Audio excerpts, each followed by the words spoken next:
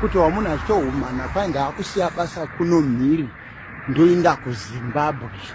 KuZimbabwe kunoindwa takati hakunosevenzewi.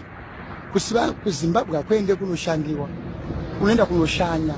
Kana umwe wakasatsamva kubasa kwaunosevenza kuno mhiri wakasa resignation letter, please abort it.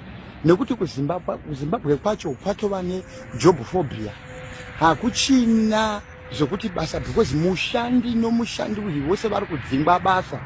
Saka iwe paunoda kusevenza nepapi paindonotengesa mabhero nhumbi dzakanga dzakapfekwa navamwe mukati meaccident dzavasi.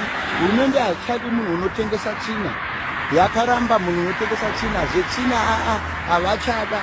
Kana iwewe zvakunetsa ikoko haiwa zvivambuka zvemhiri, isuona matama kurembera. Hatichavati takafuka jira, asi kuti hatichava takafuka jira kumeso, asi kuti matama ndovhara kumeso.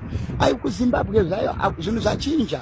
Vakabvisa china dzose dzinonzi china mutauni kuti mose muite something chimwe chiri nani kudarikidza izvozvo. Hamene kuti chiri nani ndechipi if not kucrossa border. Haikona Zimbabwe zvatomira zvakadero miri kwaita xenophobia, xenophobia. Muchitaurisa zvakawanda ikena kuZimbabwe kwane inonzi job phobia. Yava job phobia. Unoenda kubasa wakasunga tai mai nomwana nabambo, muchinda kubasa modzoka makasungira tauni matai muzuru uno nomumakumbo. Hakuchisinazve. Baba nejob phobia.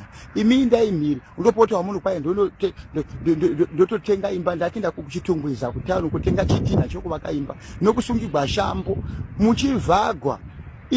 Vanovhara vanoita mari, imi muchivhagwa muchirimo makavhagwa.